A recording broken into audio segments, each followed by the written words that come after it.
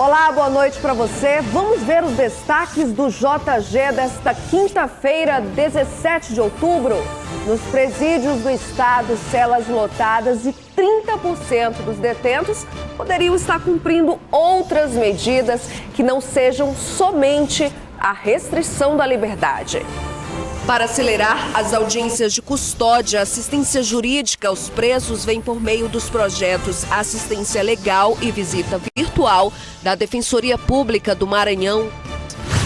Na sessão solene na Assembleia Legislativa, que celebrou os 30 anos da Constituição Estadual, deputados lançam versão revisada.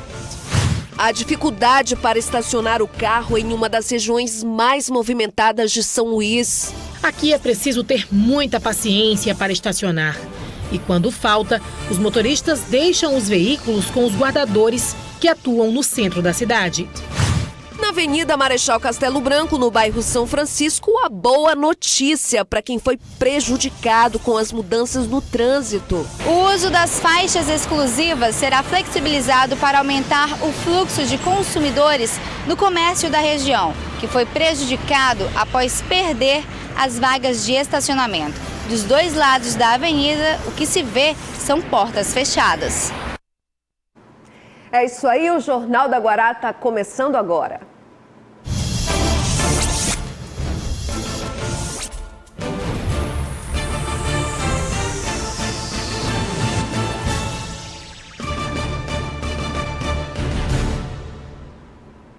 Eu já começo o JG contando para você que no Maranhão são mais de 11.200 detentos para um pouco mais de 8.500 vagas.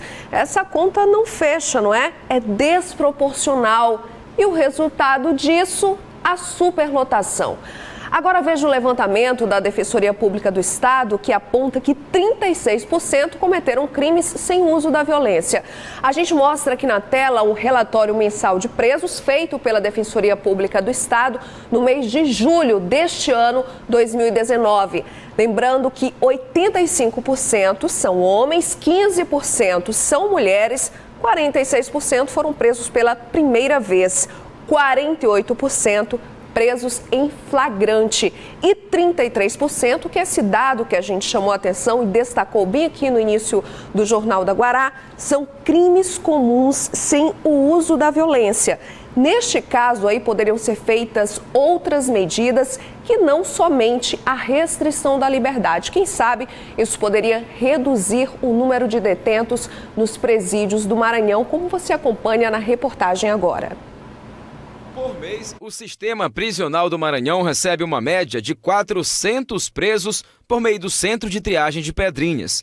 Destes, 33% são apontados como autores de crimes sem uso de violência ou grave ameaça, o que, por lei, poderia garantir a essas pessoas outras medidas restritivas de liberdade, que não seja o encarceramento. Por conta disso, o projeto Assistência Legal e Visita Virtual da Defensoria Pública do Maranhão vem dando assistência jurídica a esses presos. 33% dos que estão ingressando no centro de triagem, no final de um processo judicial, pode ser, muito provavelmente, que não vai ser imputada a ele uma pena privativa de liberdade, e sim uma restritiva de direito, de forma que nós entendemos que seria indevido a prisão antes do trânsito em julgado, sobretudo em casos em que o crime a qual se imputa não tem violência nem grave ameaça, uma vez que a pena imposta ao final pode ser uma restritiva de direitos e não uma privativa de liberdade. De acordo com a Defensoria Pública, cerca de 70% das comarcas aqui no Maranhão não possuem assistência jurídica gratuita. Isso quer dizer que das 113 comarcas, apenas 39 são cobertas pela Defensoria Pública. Isso dentro de uma realidade em que cerca de 90% dos presos não têm condições de pagar um advogado.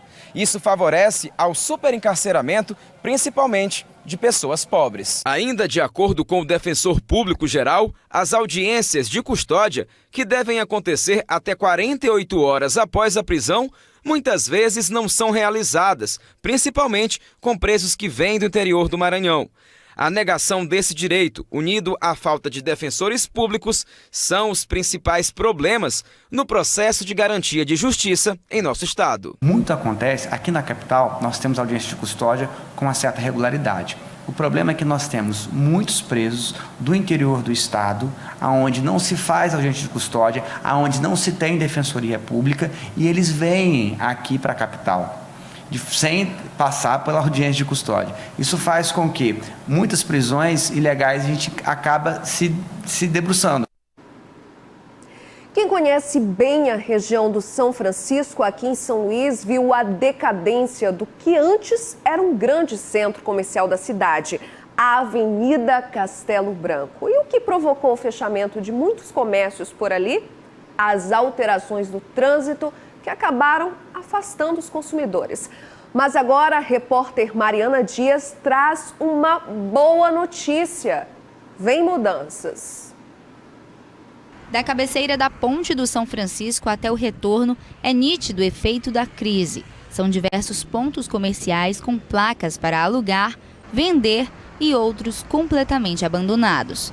Estamos na Avenida Castelo Branco, no São Francisco, uma das mais tradicionais da capital, onde na via o comércio costumava ser diversificado e oferecia opções aos consumidores. Segundo os empresários do setor, a realidade mudou desde a implantação da faixa exclusiva para ônibus ao longo da via. Até quem trabalha com alimentação lamenta não conseguir vender tudo que produz.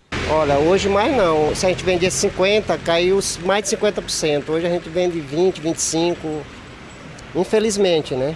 A faixa de ônibus que piorou. Porque o cliente chega, ele não pode ficar, né, estacionado aqui nem 5 minutos para comprar o galeto. Ou em qualquer outra loja, não foi só aqui não, em qualquer outra loja.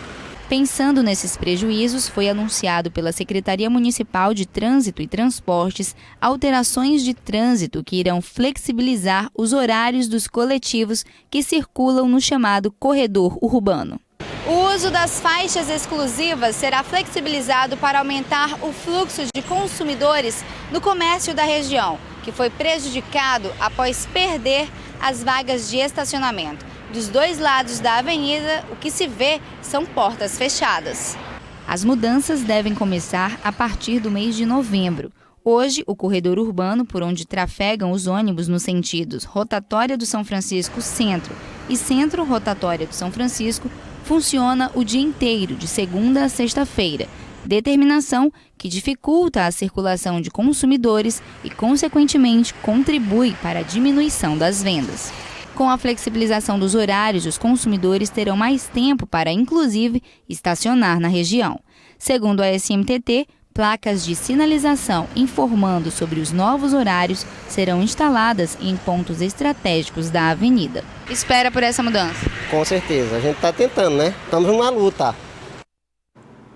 Olha, não vamos mudar de assunto não, a gente continua falando em trânsito, estacionamento. Agora é outra região aqui da capital, bem próxima ao São Francisco. A Praça Pedro II, onde fica a sede do governo do estado. Quem trabalha ali perto e precisa deixar o carro, sabe a dor de cabeça. Ou dói no bolso mesmo, porque precisa pagar os guardadores de veículos que faturam sobre os motoristas. Outra preocupação é como vai ficar aquela região depois que o novo prédio das secretarias de governo começar a funcionar. Calma, no projeto vai ter estacionamento. Longas filas de veículos geralmente se formam no início da manhã, quando os servidores da região do centro da cidade chegam para trabalhar. Especialmente no trecho da Praça Dom Pedro II, o movimento de carros é mais intenso. Tem gente que chega e guarda vagas para quem vem depois. O dono deste carro estacionou atravessado, garantindo mais 2 lugares. Em outros locais da praça, são colocados cones para também marcar vagas para outros motoristas. Algumas pessoas precisam estacionar os veículos a alguns quilômetros de distância e seguir a pé até a Dom Pedro II. Às vezes lá embaixo mesmo, para poder vir andando e tudo, e é arriscado, né? Que aí você não sabe o que acontece lá embaixo, né? É complicado, enfim.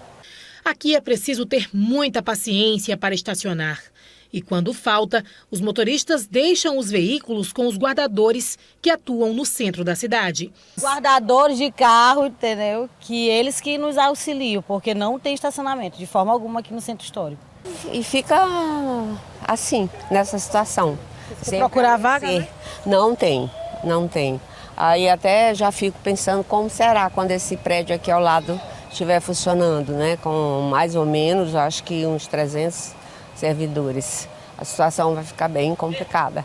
Apesar da preocupação com o aumento de pessoas que vão trabalhar na região do centro, no novo prédio das secretarias de governo do estado, um estacionamento vai ser implantado nesta área na Praia Grande, com aproximadamente 600 vagas para servidores públicos. A Secretaria de Estado de Saúde informou que um curto-circuito pode ter provocado um incêndio no Hospital Macro-Regional Rutinoleto, em Imperatriz. Os detalhes com o repórter Jairo Martins. O incêndio no Hospital Macro-Regional Imperatriz causou um grande susto na manhã de hoje. Para evitar maiores problemas, os pacientes que estavam internados na ala próxima às chamas precisaram ser retirados, ainda nas macas, para a área externa do estacionamento. O incêndio teria começado por volta das 5h40 da manhã. Por volta das 7h, o Corpo de Bombeiros já tinha controlado as chamas. De acordo com uma nota da Secretaria de Estado da Saúde, o incêndio teria começado ainda na madrugada por conta de um curto-circuito. As cirurgias que estavam agendadas para essa ala precisaram ser reagendadas. Outras cirurgias e atendimentos continuam normalmente durante o dia. Ainda de acordo com a nota, ninguém ficou ferido. Jairo Martins para o Jornal da Guará. Presidentes de entidades e associações de pescadores do interior do estado vieram até a capital para reivindicar a exoneração do superintendente do INSS do Maranhão, Caio Lúcio Matias da Paz. Durante o protesto na frente do INSS na Avenida dos Holandeses, os pescadores denunciaram que os recursos não foram liberados e que 20 mil pescadores foram prejudicados. O Maranhão tem a segunda maior população de beneficiários do seguro, cerca de 136.886 pescadores. Hoje, o valor é de R$ 3.816, 4 salários mínimos que deveriam ser pagos parceladamente durante os 4 meses de proibição da pesca. Olha, a nossa produção procurou o superintendente do INSS do Maranhão, Caio Lúcio, para falar sobre a denúncia dos pescadores, mas não respondeu ao nosso e-mail. E ao entrar em contato com a assessoria, a nossa produção foi informada que estava em férias. Nós também não conseguimos confirmar a notícia, não foi confirmada nem pelo superintendente, de que o superintendente Caio Lúcio pediu licença do cargo. Essa notícia ainda não está confirmada. O espaço continua aberto aqui para os esclarecimentos. E logo mais, a sessão solene na Assembleia Legislativa pelos 30 anos da Constituição Estadual e as análises de Marcos Saldanha. Não sai daí, eu volto já. Fica aqui comigo.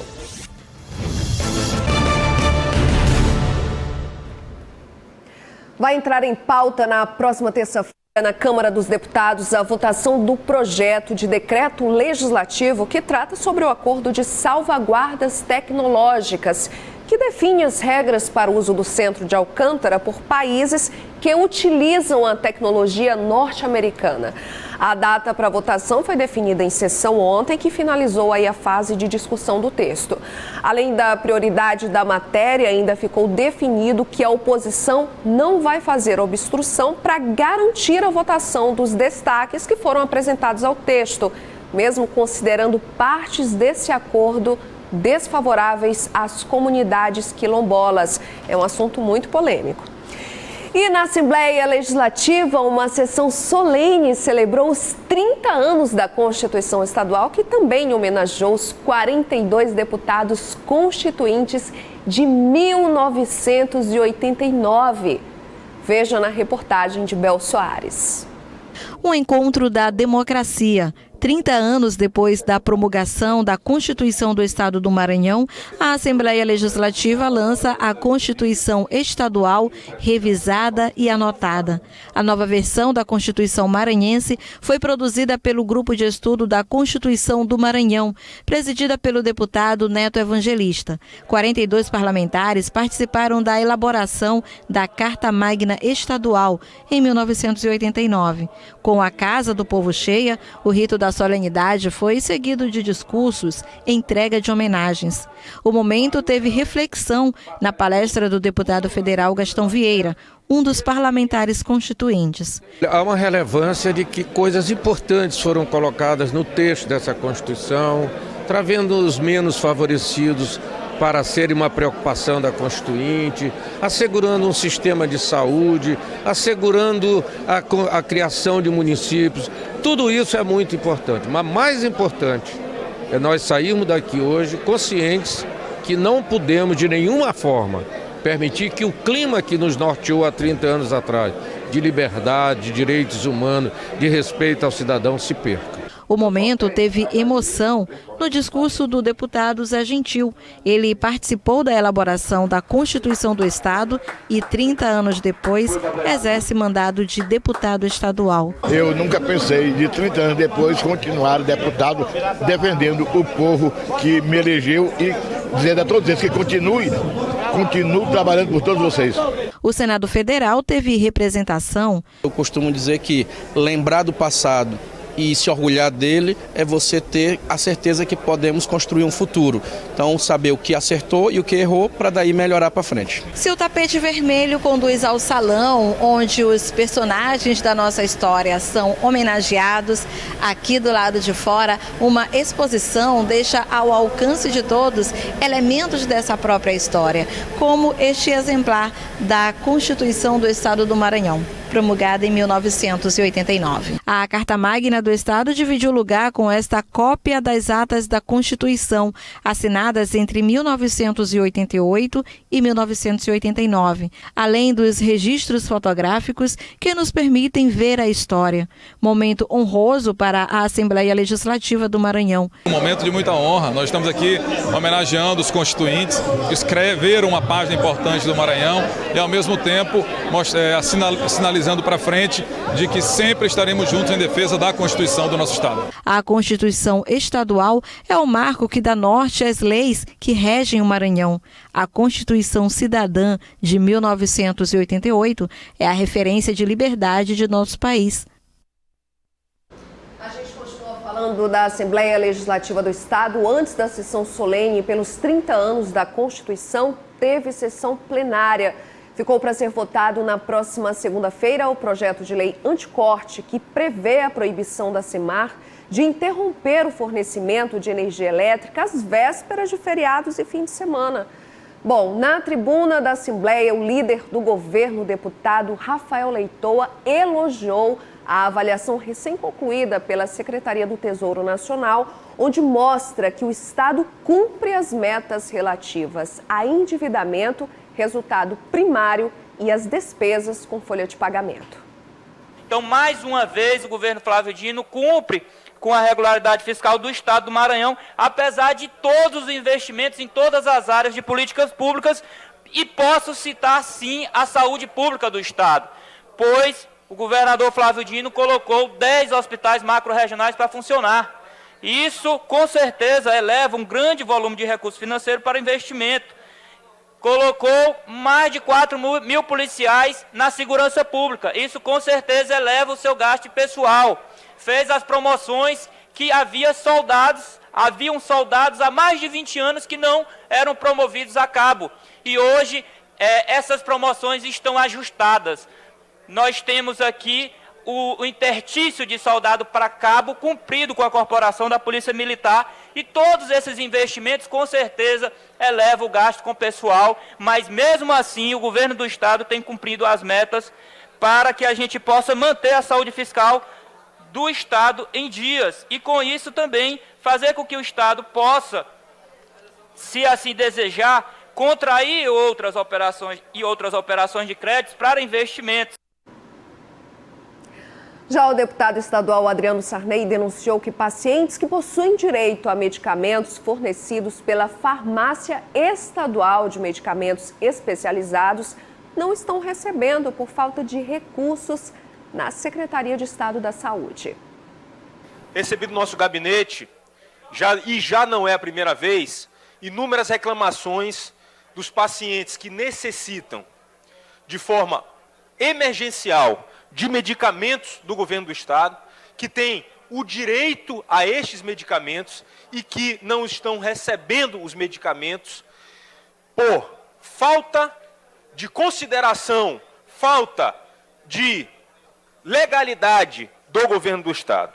A farmácia de medicamentos especializados, a FEME, que em 2011 se fortaleceu com a ex-governadora Rosiana Sarney, recebendo um prédio novo, uma estrutura nova, sendo bastante comemorado por todos os seus usuários, hoje encontra-se em uma situação calamitosa. Há 4 anos, as pessoas que dependem da FEME estão tendo problemas mensalmente por falta de medicamentos que este órgão, que esta instituição deixa de fornecer. Em nota, a Secretaria de Estado da Saúde disse que o medicamento azatioprina, que estaria em falta, está com sua distribuição regular na farmácia de medicamento especializado. Sobre o fornecimento de mesilato de imatinib, outro medicamento que estaria faltando, a Secretaria informou que é de responsabilidade exclusiva do Ministério da Saúde. Segundo o órgão federal, a previsão é de que até o fim do mês o medicamento esteja disponível. Por fim, a Secretaria comunica que o medicamento fármaco mesalazina, este sim, falta, já foi adquirido. O vencedor do processo de licitação efetuará a entrega do medicamento até o final deste mês, o mês de outubro. E eu já estou aqui no nosso estúdio com o nosso comentarista Marcos Saldanha, aqui no estúdio para os destaques da política. Marcos, a gente já mostrou a reportagem aí sobre a sessão solene que celebrou os 30 anos da Constituição Estadual. O Marcos, além de nosso comentarista, é também historiador, professor e a pessoa, acho que, melhor preparada para falar sobre a Constituição aqui para a gente. Marcos, fique à vontade, vai ser uma aula. Muito bem, uma oportunidade da gente entender, né, a importância que tem as constituições estaduais, né? Em 88 foi feita uma nova Constituição, essa que rege o país, a Constituição Cidadã, e a partir dali os estados todos passaram a trabalhar as suas próprias constituições. No caso da maioria dos estados, ela ficou pronta em 89, outubro de 89 foi promulgada, né? Os deputados que foram eleitos em 86 ganharam a eleição, tiveram aí durante o mandato a missão aí de fazer a Constituição. Foi diferente dos deputados da Assembleia Constituinte que foram eleitos na federal para fazer a Constituição.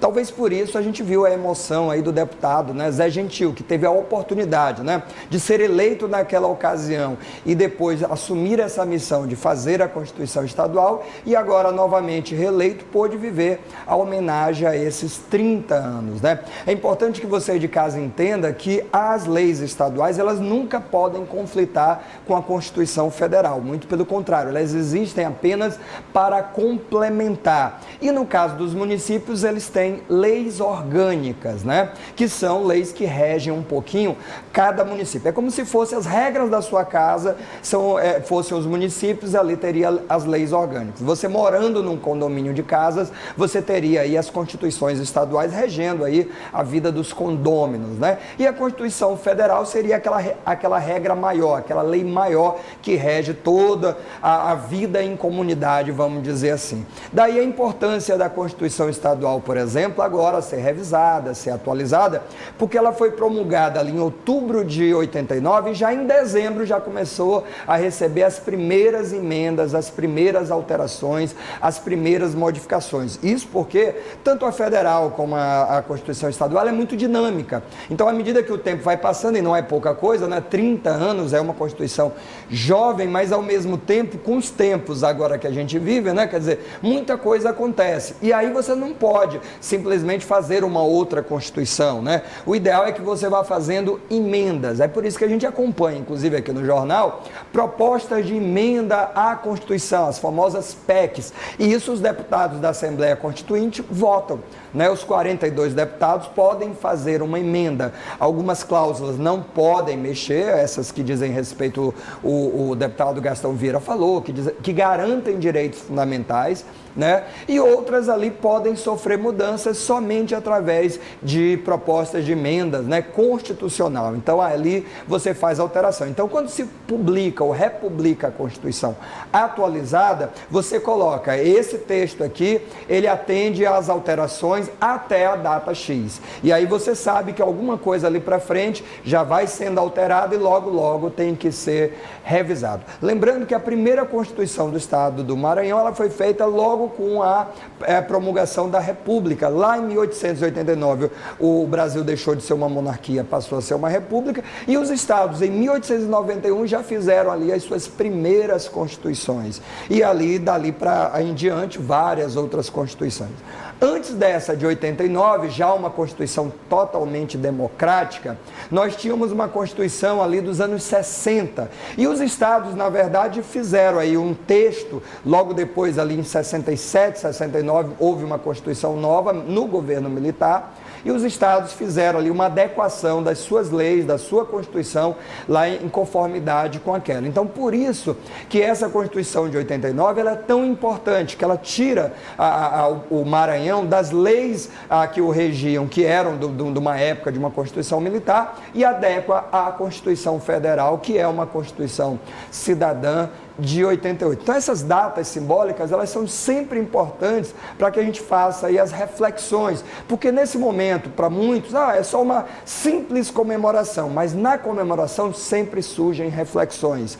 Então, à medida que aquilo entra em pauta, as pessoas passam a discutir a Constituição, pode-se discutir algum ponto que precisa ser modificado, que precisa ser melhorado.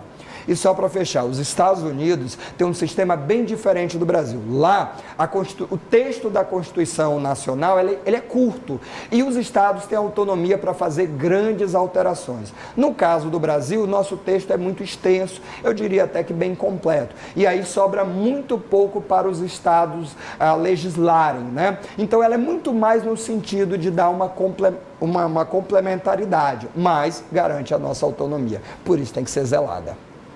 Nossa, Marcos, que sorte a minha e de quem está assistindo ao Jornal da Guará agora. Muito obrigada, viu? A gente com certeza passou a entender melhor sobre Constituição Federal, Estadual, essas diferenças e por que foram feitas. Muito obrigada, viu, Marcos? Eu que agradeço a oportunidade, sempre. Espero aí na próxima semana. E a seguir, o nosso assunto é o crescimento dos cursos de Direito nas faculdades do Brasil e um número pequeno de alunos que consegue a aprovação na OAB. Eu volto já.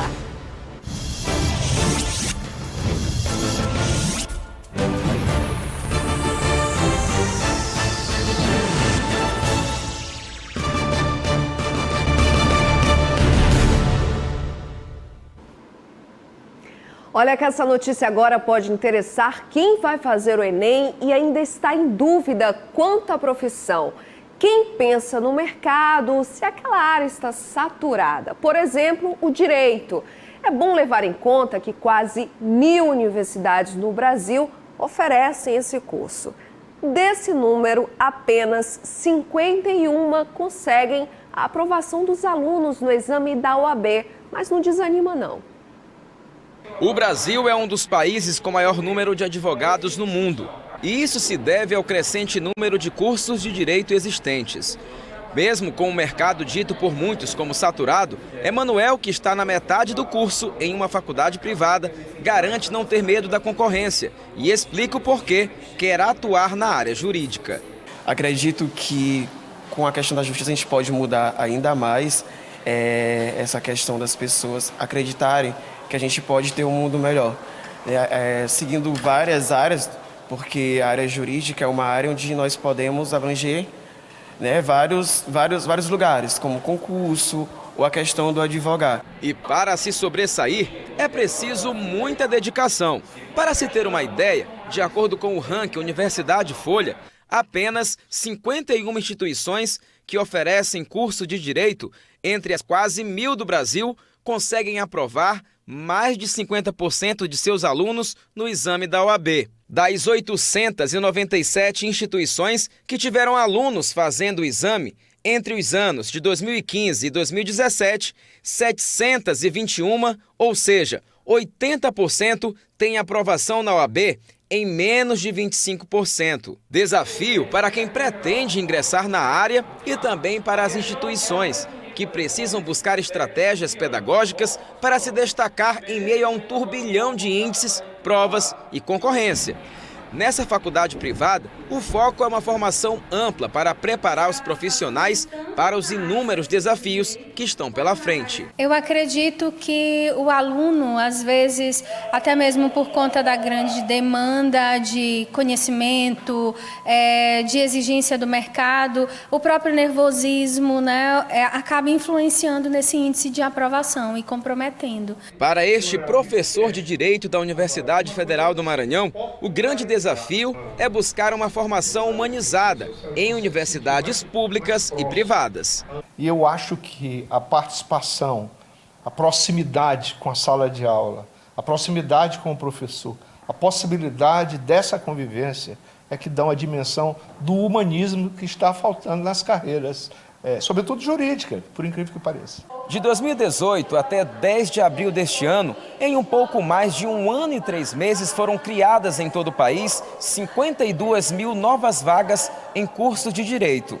Hoje, com 313 mil vagas aproximadamente, esse número pode ficar ainda maior, com a autorização por parte do governo federal de criação de cursos de direito à distância. Quando o assunto é a criação de mais vagas em direito, por meio do ensino à distância, as ressalvas dos 2 professores seguem o mesmo raciocínio. Eu acredito que, até o momento, utilizando parte das disciplinas, seria interessante, até mesmo a gente já adota, porque o Ministério da Educação ele permite, mas em outras disciplinas eu acho que poderia comprometer um pouco, né, essa formação profissional. O ensino à distância é um ensino absolutamente viável, mas me preocupa quando ele é aplicado para a área jurídica. Por quê? Porque a área jurídica trabalha com pessoas, não é? E para se trabalhar com pessoas, a gente precisa compreender esses dramas. E a distância não vai permitir que esses dramas sejam compreendidos. Um intervalo bem rápido, eu volto já com os detalhes da 4ª edição do Encontro Nacional pelo Direito à Comunicação, que começa amanhã em São Luís.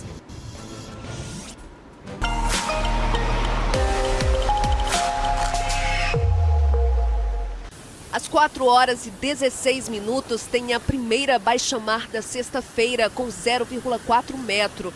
A partir das 10h17, praia-mar com 5,6 metros. À tarde tudo muda, volta a baixa-mar com 0,8 metro às 16h30. E a sexta-feira termina com praia-mar de 5,6 metros às 22h28.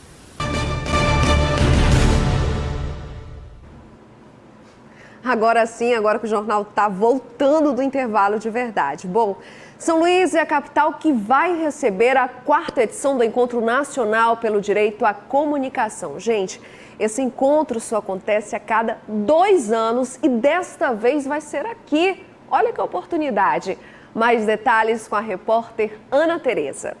O 4º Encontro Nacional pelo Direito à Comunicação é organizado pelo Fórum Nacional pela Democratização da Comunicação. Bom, esse fórum, ano que vem, vai completar 30 anos de existência, são mais de 500 entidades que compõem esse fórum e hoje, aqui na Faculdade Estácio, aconteceu a plenária desse fórum. Hoje, a nossa principal pauta tem sido a defesa intransigente da liberdade de expressão e é por isso que nós temos uma campanha nacional chamada Campanha Calar Jamais, que a gente recebe as denúncias de violações à liberdade de expressão, denúncias de censura, denúncias de violações ao direito de manifestação e a gente tenta incidir na sociedade, mas também nos espaços políticos, como os legislativos estaduais e nacional, para garantir que esse direito que é fundamental, que é o direito à liberdade de expressão, comunicação seja garantido no Brasil, seja respeitado no Brasil. O deputado federal Márcio Gerri vai participar desse encontro também, vai fazer parte de uma mesa redonda e ele também conversou com a nossa equipe. Muito importante para São Luís, por anfitrionar um evento tão importante que traz pessoas do Brasil inteiro. Importante também para os profissionais da comunicação, para todos aqueles que lutam por uma comunicação democrática. Atualizar essa plataforma, fazer com que a gente tenha mais movimentos, mais pessoas, mais iniciativas em defesa de uma comunicação democrática em nosso país. E também uma referência muito importante aos futuros profissionais, os estudantes de comunicação, que podem ter aqui uma referência muito positiva de uma comunicação efetivamente democrática.